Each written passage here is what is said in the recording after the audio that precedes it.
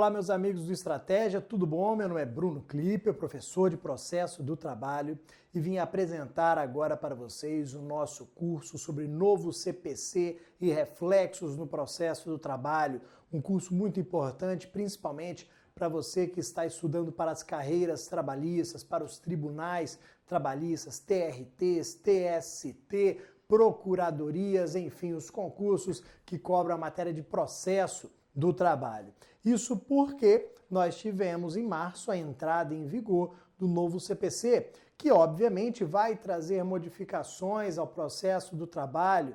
O novo CPC traz institutos novos que nós temos que saber se são aplicáveis ou não ao processo do trabalho, ou seja, quais são esses reflexos. Nesse nosso curso nós vamos analisar exatamente as principais modificações do novo CPC. Será que o Instituto do Amicus Curiae, que está presente no novo CPC, pode ser utilizado ao processo do trabalho? Será que a assunção de competência, o procedimento de assunção de competência é compatível com o processo do trabalho ou não? Essa é a análise que a gente vai fazer o tempo todo. Porque olha o que acontece. Se você já estudou processo do trabalho, você sabe que existe um artigo na CLT que permite a aplicação subsidiária do processo comum, ou seja, permite a aplicação subsidiária de normas processuais comuns, que não são aquelas normas processuais que constam na CLT. Esse artigo é o artigo 769. É ele que permite que eu vá ao CPC e traga uma norma que se mostra compatível com o processo do trabalho, com o nosso procedimento, com os nossos ideais e princípios. Porque olha o que acontece. A nossa CLT, ela é bastante falha nessa parte de processo.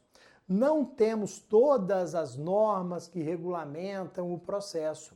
Querendo ou não, a nossa CLT é de 1943, época em que o processo não era tão importante.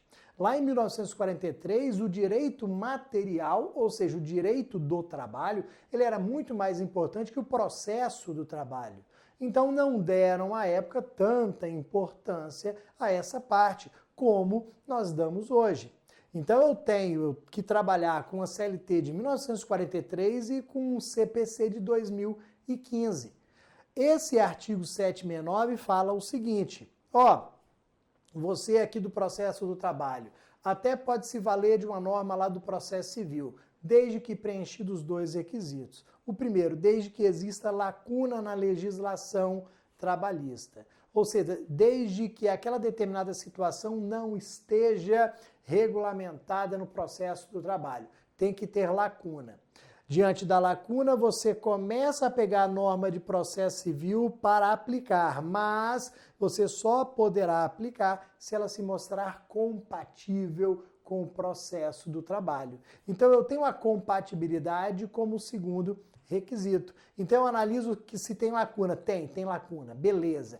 Pega a norma de processo civil. Vamos comparar com o processo do trabalho como um todo, como o sistema processual trabalhista. É compatível? É. Então, podemos aplicar. Se não for compatível, não aplicamos. Então, isso a gente vai fazer ao longo dos próximos anos. O CPC novo entrou em vigor agora em março de 2015 e nós vamos ficar alguns anos ainda discutindo vários pontos dele, se seriam aplicáveis ou não ao nosso processo. Esse curso tem por finalidade auxiliar nessa análise, trazer aqui uma resposta mais rápida, mais objetiva, principalmente para você que estuda para concurso.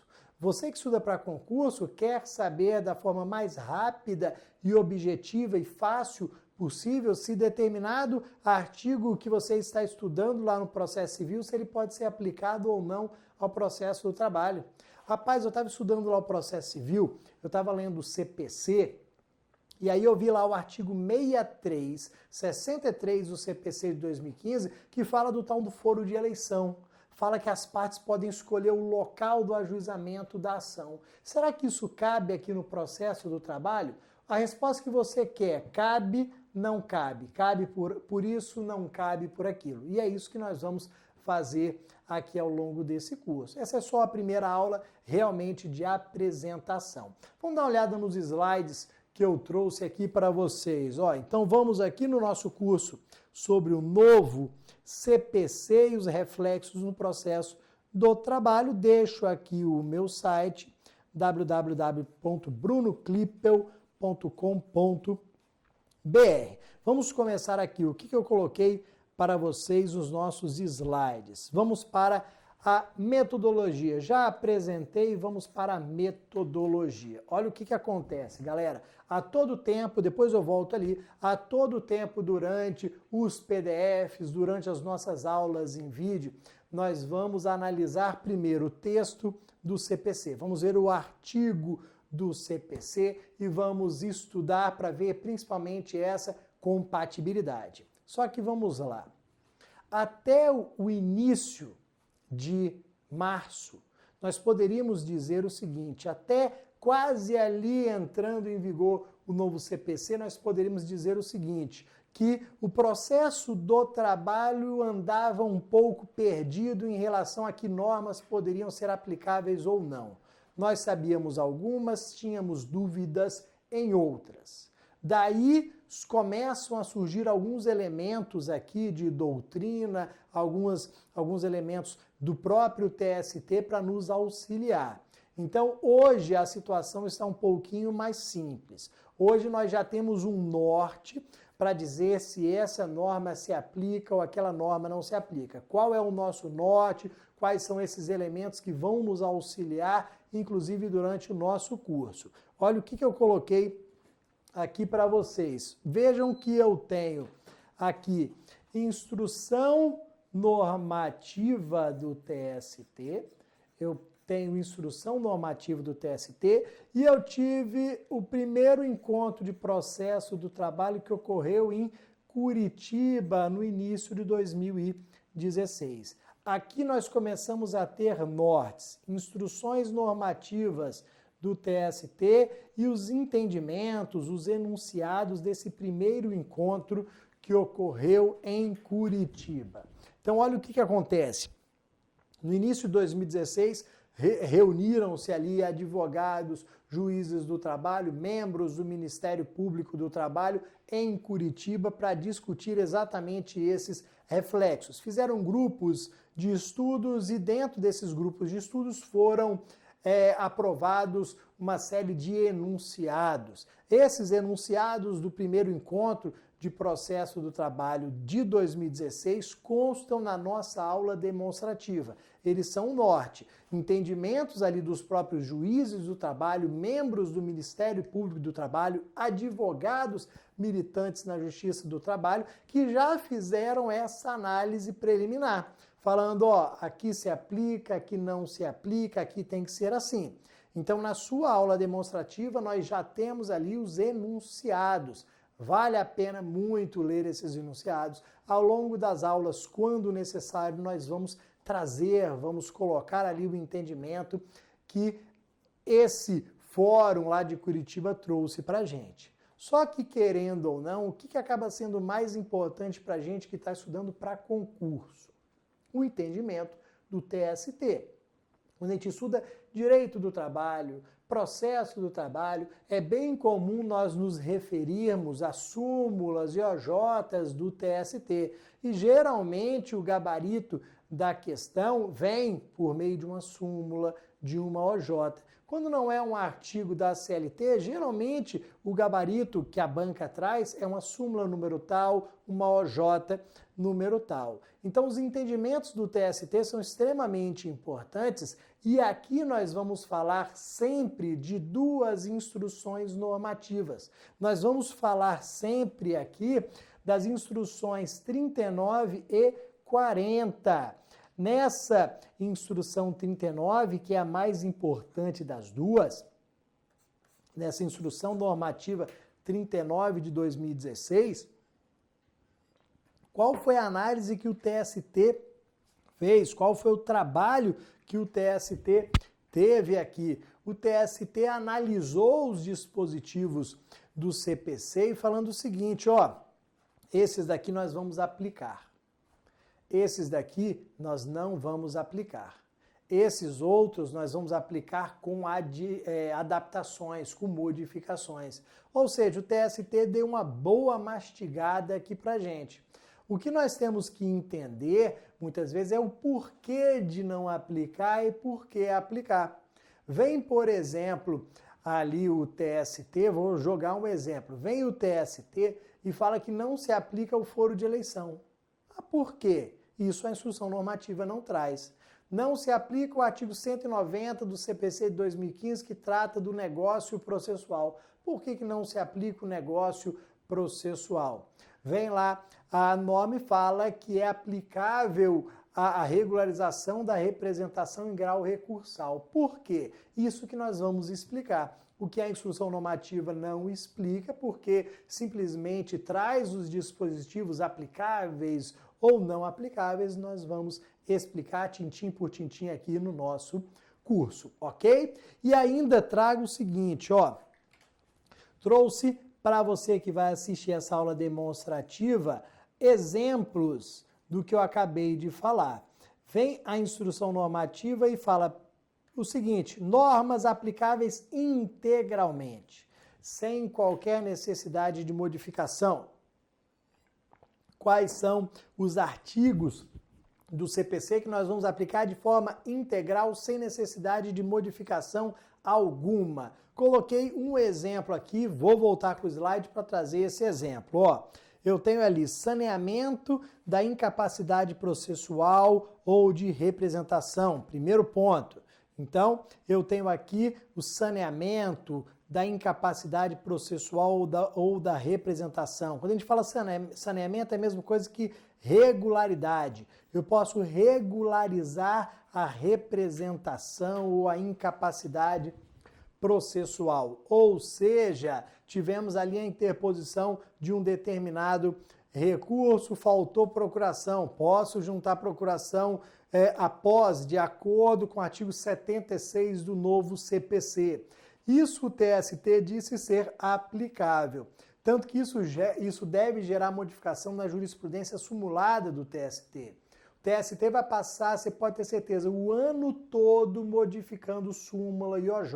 Isso vai ser algo normal. Uma súmula que deve ser alterada é de número 383, que falava exatamente o contrário do que agora traz o dispositivo, o artigo 76 do CPC, do novo CPC. Então vejam que esse é um ponto que vai ser aplicável sem modificação nenhuma de forma integral. Outro exemplo que eu coloquei aqui, fundamentação da sentença, que é o artigo 489 do novo CPC. Vem aqui o TST e fala, ó, agora a sentença trabalhista, ela tem que ser fundamentada nos termos do artigo 489. O que significa isso? Depois a gente vai explicar tudo tintim por tintim, mas o que significa fundamentar de acordo com o novo CPC? Você não pode trazer informação genérica. Você não pode simplesmente falar que está decidindo de acordo com a súmula tal. Você não pode falar que não cabe o pedido nos termos da OJ tal, da súmula tal. Não.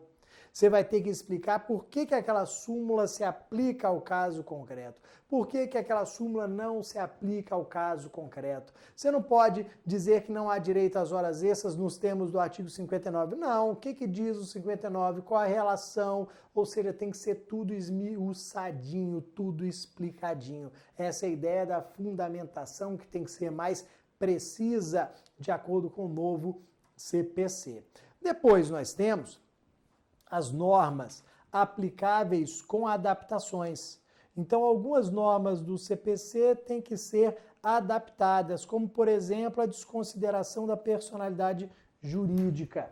Nós temos aqui, ó, na desconsideração da personalidade jurídica, um incidente que foi criado, um procedimento no curso do processo para se buscar a desconsideração da personalidade jurídica. O TST falou, ó, se aplica, mas nós temos que adaptar. Uma das adaptações que nós temos é a possibilidade de interposição de recurso quando esse incidente ocorrer no processo de execução. Ué, mas ele não ocorre sempre no processo de execução? Geralmente ocorria. Com o novo CPC vai poder ocorrer, inclusive, no processo de conhecimento.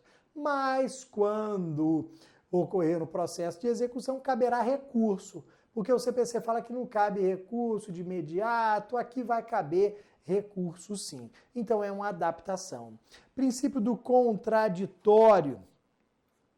Princípio do contraditório, nós vamos aplicar também com adaptações, há um fortalecimento do princípio do contraditório no novo CPC, essa é uma verdade. Nós temos o artigo 10 do novo CPC, dentro dos seus princípios gerais, muito importante, que reforça o contraditório. Leiam lá o artigo 10 do novo CPC. Hoje, só para você ter ideia, para reconhecer a litispendência, que é a norma de ordem pública, você tem que ter ouvido a parte contrária.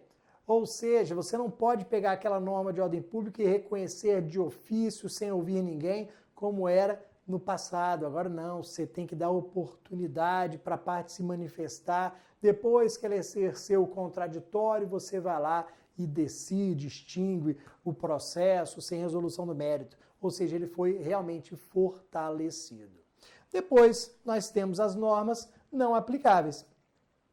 Aquelas normas que simplesmente o TST já disse, essas são totalmente incompatíveis com o processo do trabalho e, por serem incompatíveis, não poderão ser aplicáveis. Tinha colocado ali, vocês viram, foro de eleição, que já tinha sido ali um exemplo meu. Não cabe o foro de eleição, não cabe a escolha do local do ajuizamento da ação. Não adianta você querer colocar no papel, num contrato, que a ação será proposta no local tal. Não, isso não se aplica ao processo do trabalho, porque há uma tendência de haver uma imposição do empregador nessa cláusula. O empregador é que vai colocar o local onde ele quiser. É ele que vai eleger, é ele que vai colocar, impor o local do ajuizamento, o foro do ajuizamento. Então não vai ser uma eleição, uma escolha entre empregado e empregador, vai ser, na verdade, uma imposição.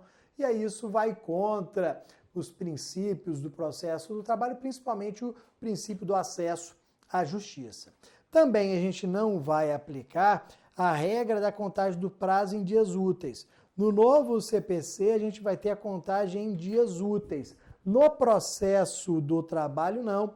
Nós vamos continuar com a ideia que já existia, que está previsto ali na CLT, aquela contagem normal. O prazo começou a ser contado quinta-feira, então conta quinta, sexta, sábado, domingo.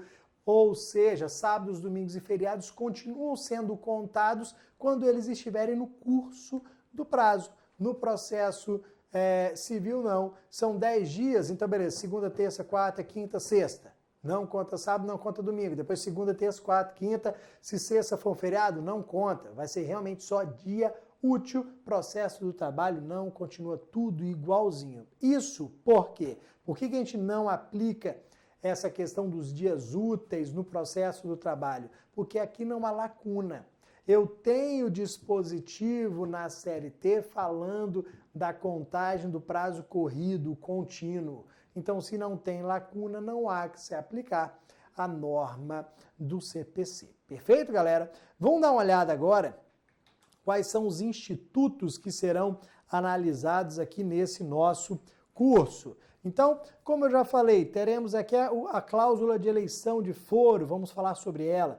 Vamos falar sobre a contagem dos prazos processuais, o negócio processual. Nós vamos ver o que é o negócio processual, que em síntese, falando bem rapidinho, seria a modificação do procedimento. Seria ali um acordo entre as partes para modificar o procedimento em uma determinada ação. Isso está previsto no novo CPC, vamos ver que não cabe no processo do trabalho, porque aqui a gente tem o rito padrão, então vamos ver que não cabe essa modificação do procedimento. Vamos falar sobre uma regra do CPC sobre adiamento da audiência. Vamos ver que no CPC novo nós não temos juízo de admissibilidade no ACOR, mas no processo do trabalho nós vamos continuar tendo essa admissibilidade. Vamos ver, como já dito, que é possível sanear a incapacidade processual, ou a irregularidade de representação. Vamos ver que é cabível a figura do amicus curiae. Amicus curiae, antes do CPC, era muito comum no sistema concentrado de constitucionalidade. O Supremo várias vezes já se valeu de amicus curiae, que são pessoas, são órgãos que têm algum entendimento técnico sobre a matéria, que vão ao tribunal falar, vão expor uma situação, um entendimento, até para ajudar no julgamento. Então essas pessoas, essas instituições são chamadas de amicus curiae, porque são amigos da corte, estão ajudando ali no julgamento. Isso é possível ou não? Nós vamos ver que sim. O próprio TST disse que a figura do amicus curiae, ela é possível aqui. Vamos ver temas sobre valor da causa, o juiz modificando o valor da causa de ofício. Vamos falar de tutela provisória. Nós temos aqui agora a antecipação de tutela. Nós temos uma outra figura que é a tutela de evidência. Vamos conversar sobre essa tutela de evidência. Então, a tutela provisória, temos a tutela cautelar. Vamos conversar sobre todas elas, a cautelar, a tutela antecipada, a tutela de evidência.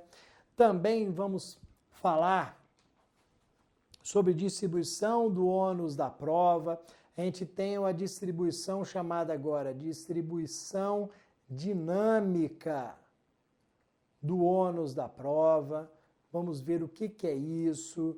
Vamos ver que o CPC fugiu daquela figura estática. A gente não tem apenas a distribuição estática, aquela ideia de que você, autor, prova fato constitutivo, você, réu, prova fato instintivo, impeditivo, modificativo. Não existe só essa regra agora, não existe apenas essa regra de distribuição estática, nós também temos a distribuição dinâmica. A gente pode modificar, no caso concreto, essa história. Pode ser que o réu tenha que provar fato constitutivo, o autor tenha que provar fato impeditivo, pode ser que isso aconteça, é uma distribuição dinâmica do ônus da prova.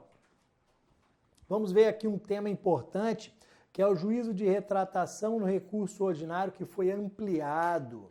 Agora, se o processo ele for extinto sem resolução do mérito, o juiz profere uma sentença, dessa sentença interpõe o recurso ordinário. Sempre que o juiz extingue o processo sem resolução do mérito e a parte interpuser o recurso ordinário, ele, juiz, vai poder se retratar da sentença. Ele vai poder voltar atrás, se retratar, reconsiderar a sua decisão. Antigamente isso era uma exceção. Agora é uma regra geral com a sentença que extingue o processo sem resolução do mérito. Sempre que for extinta sem resolução do mérito, o juiz poderá reconsiderar a decisão. Isso vale para o processo do trabalho. Fundamentação da sentença, que eu já expliquei para vocês, remessa necessária.